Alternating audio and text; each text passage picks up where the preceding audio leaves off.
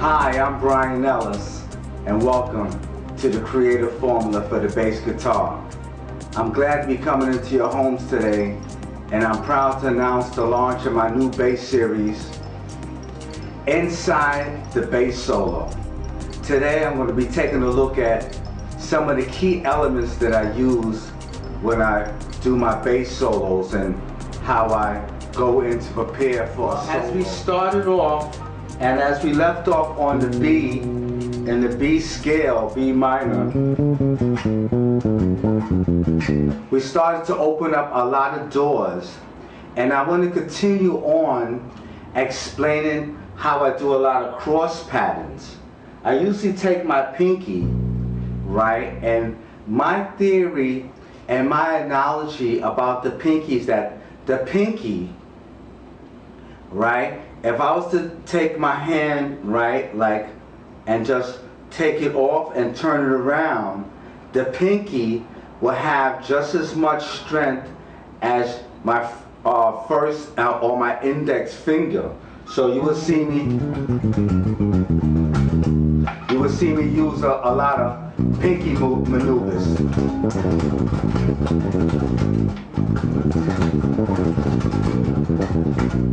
I will use a lot of pinky maneuvers, and right across on that B, I usually take my pinky as a launching pad, right, and I'll make that cross maneuver.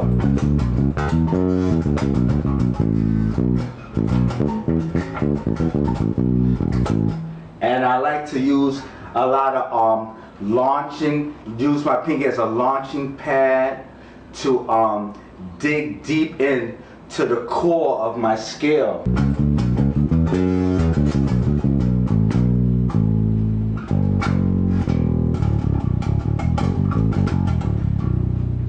And incorporate it right into the meat of my scale pattern.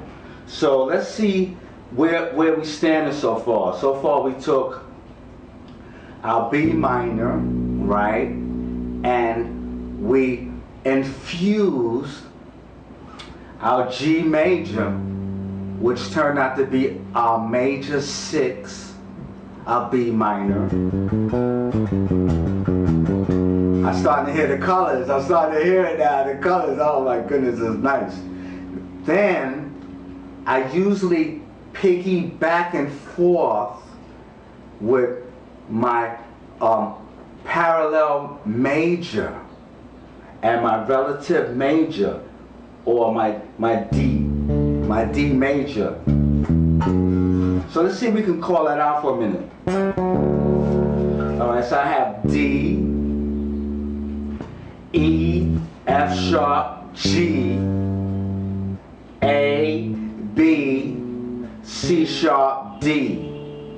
Now I like to incorporate that and also make a mirror mode and go my low D if you're on a 5-string. If not, you would use your D on the 10th fret of the E string to incorporate your mirror mode.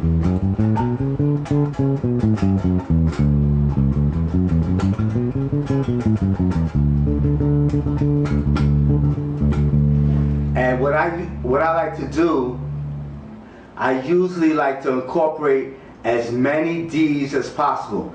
Excuse me. As many D's as possible, just like I find as many B's as possible and try to link them all together. Right? That's my D on the 12th fret of the D string. Right? So I like to open it up. D, open D, D, open open D, D, open D, D, C sharp D, D, C sharp D, D, C sharp D, D, C sharp D, D, C sharp D.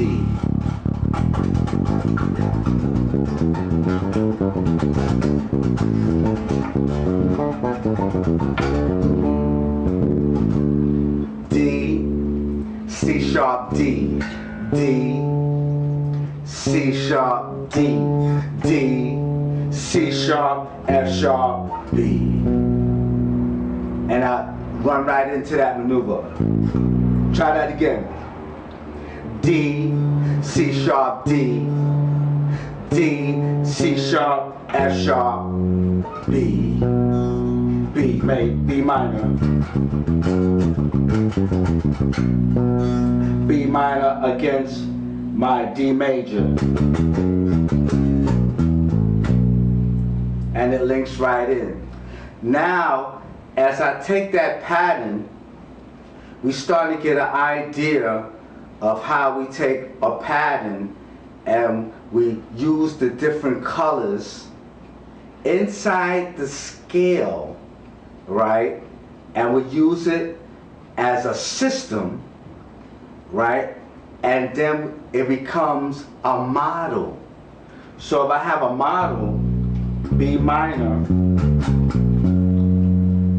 then I can start to incorporate the chord tones inside the scale. So far we incorporated G major, then we did some D major,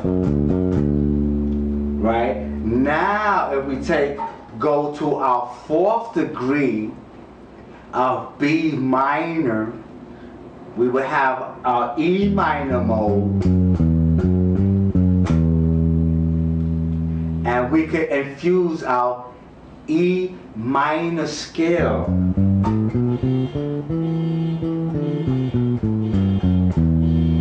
which is the fourth degree of B minor. So let's take a minute, right, and call out a couple notes and see what we have. We have E, I'm on the 7th fret of the A string. So let's see what we have. We have E, F sharp G, A, B, C, D, E. Now E, D, C, B, A, G, F sharp, E. Now inside, I don't know if you caught it, but when I go in and rock this pattern, E, let me get it right for you, E, C, B, you can hear the dissonance.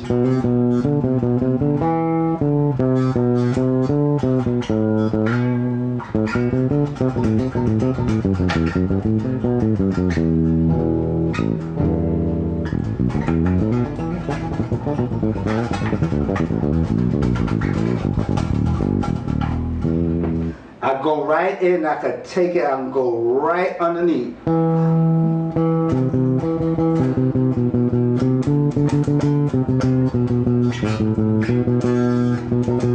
I can go right underneath.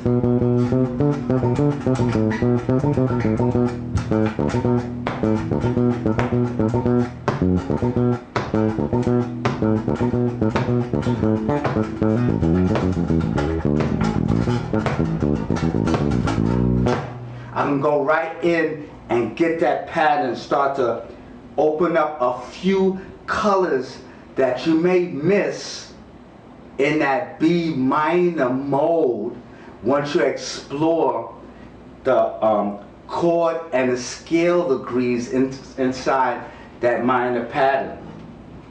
Now if I'm in E, right, and this is the octave of E, right, so I'm on E. If I start from the 7th fret of the A string and I have my octave, right, 7, 8, 9, go right on up the 9th fret of the G string, right?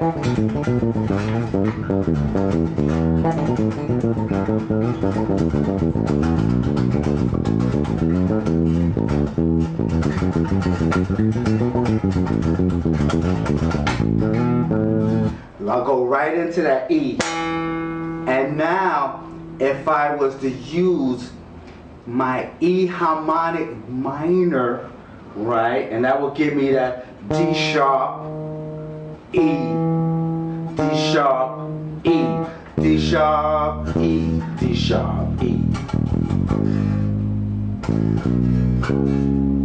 D sharp, E, D sharp, E, D sharp, E, D sharp, E, D sharp, E.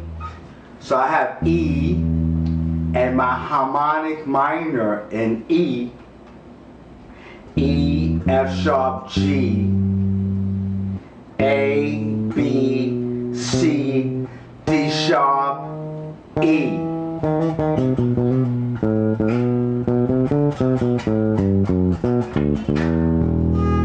Open E. Now, if we have B minor,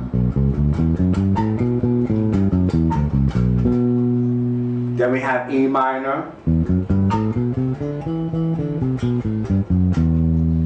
right? So far so good. Then we have G major, right? Then we have D major, right?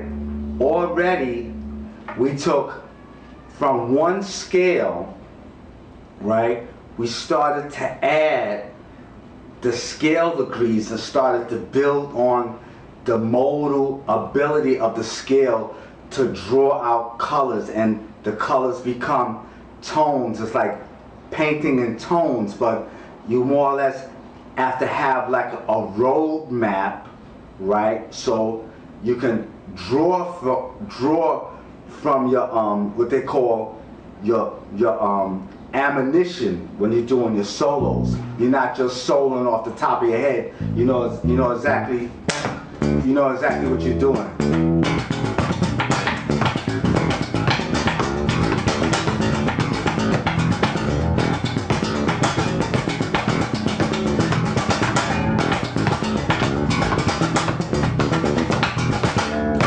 So you're going right into your scales and you're drawing, you're preparing your solos with getting ammunition outside the scale. So I took quadro spectrum fingering, right? I think the players like that. Some people, they call it different names. Some people like me, I always call it quadro spectrum fingering, right, which I developed. But as I went on, then other players, they more or less like, you could say they copied it or they borrowed it, whatever. You know, we're all just one family anyway, you know, I don't mind. But some people call it the quad, some people call it chop builders. I like that expression, chop builders, because like the chop builders, you want to get independence of your fingering and dexterity.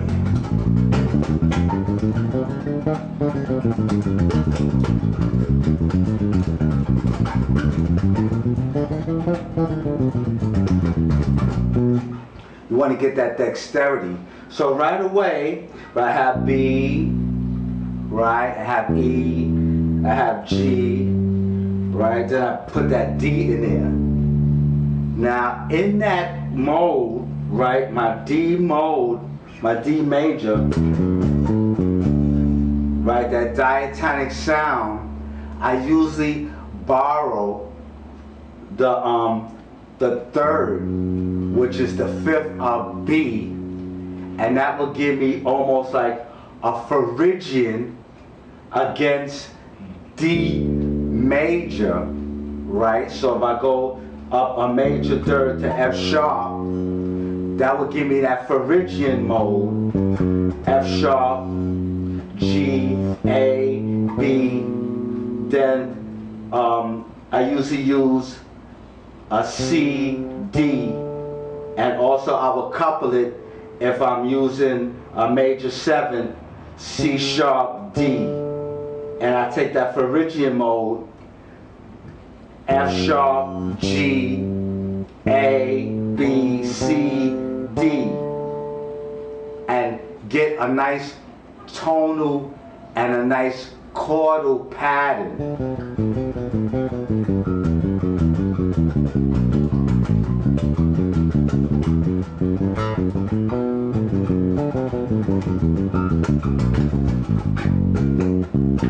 And I go right into my B.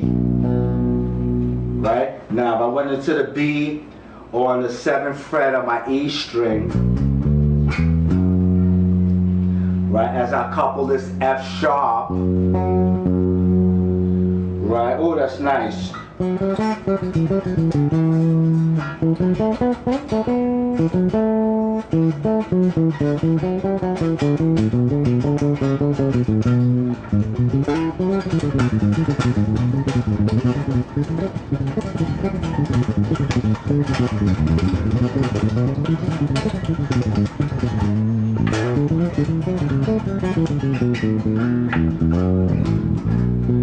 Yeah, the F sharp is nice because it helps me in a lot of different formulas. Like if I take this formula F sharp, right, it almost goes back to what we was trying to accomplish to draw those colors. So if I had F sharp G, right, it was taking us right back when we had our G major. So we had F sharp G, F sharp G, F sharp G, F sharp G. I try to find as many notes as possible, right, and link them because I want to connect them.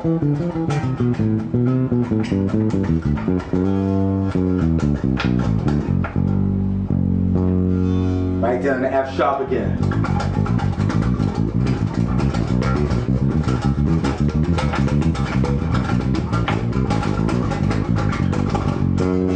I want to link them as much as possible and try to get right into the core and try to get everything out of this scale I possibly can.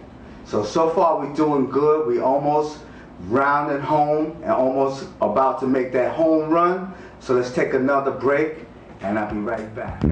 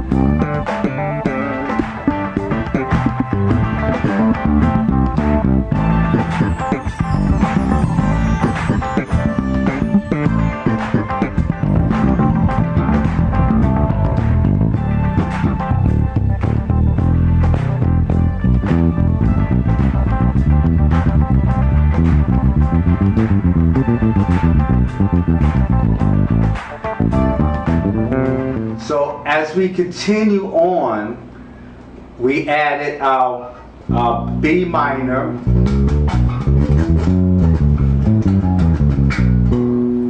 then we had G major. Oh, that's sweet. Right, and it reminds me as I go into part 2 of this Inside the Bass Solo series, right? I see that we're having a great time, and I have so much material that it may run into 2 parts. So while I have a minute before we close, I even want to just say look out for the second part. And then, you know, I still have so much material on this particular intricacy that I still may even have 3 programs for this, because once we start getting into abstracts and our 12-tone scale, right, our chromaticism, we start to really get into the solo of what's going to be implied throughout. Like, say, when you have a show, right, you want to make sure that if you're a solo artist, a bass solo artist, you want to make sure that you have enough material to keep the audience enthralled for like at least an hour. You don't want all your solos to sound the same. So with these techniques that I'm implying, right, is for artists and bass soloists to keep in mind to go inside yourself and try to explore what makes you tick. That's going to go through a whole line of your show, so your solos won't sound the same. You'll be using it in different keys. You use different keys, different rhythms, different rhythms.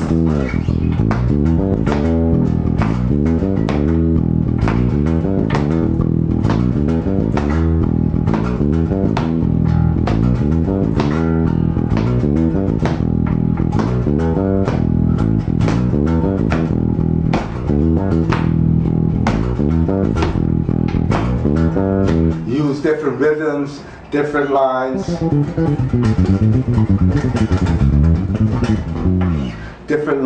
and different runs, slapping and popping, slapping and popping. So let's see if we can get ready to get a good head on this particular program, and then we're going to get ready to sign off, and then we're going to overlap and pick up where we left off today and take it inside the bass solo, and I'll call it part 2.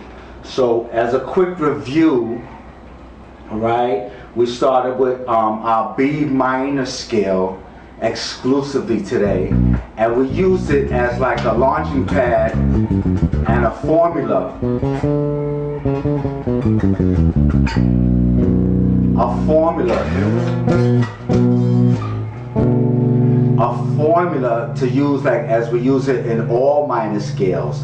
So like today I just took B minor because it's one of the scales that I use a lot, because all the colors, and it's almost like a middle C on the piano. It's like almost like that B minor is like a middle C for me on the bass.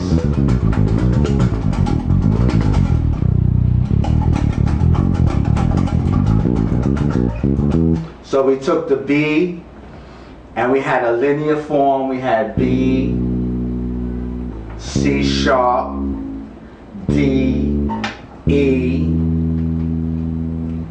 F sharp, G, A, B. We went as far as B on the linear.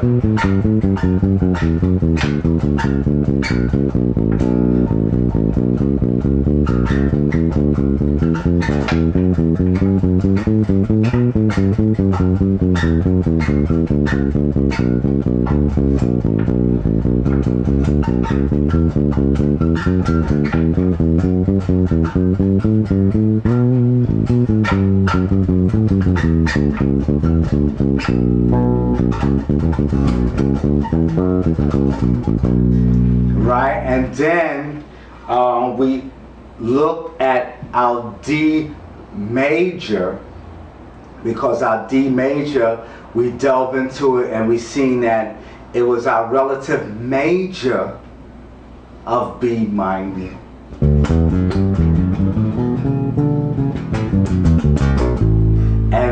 And I use it as a launching pad when I do my mirror. So I usually, on a 5 string, I usually start on my low D, and I get 2 octaves.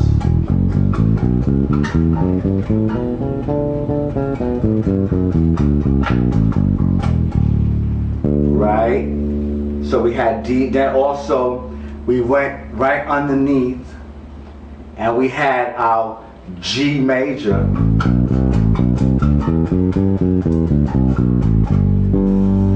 And as we dove into it, we established that when we was in our B minor, we went to our G, to our major 6 to explore those color tones. Right, color tones.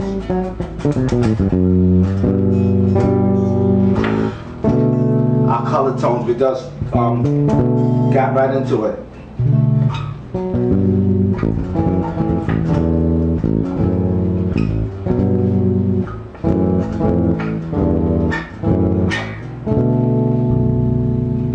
We got right into those color tones.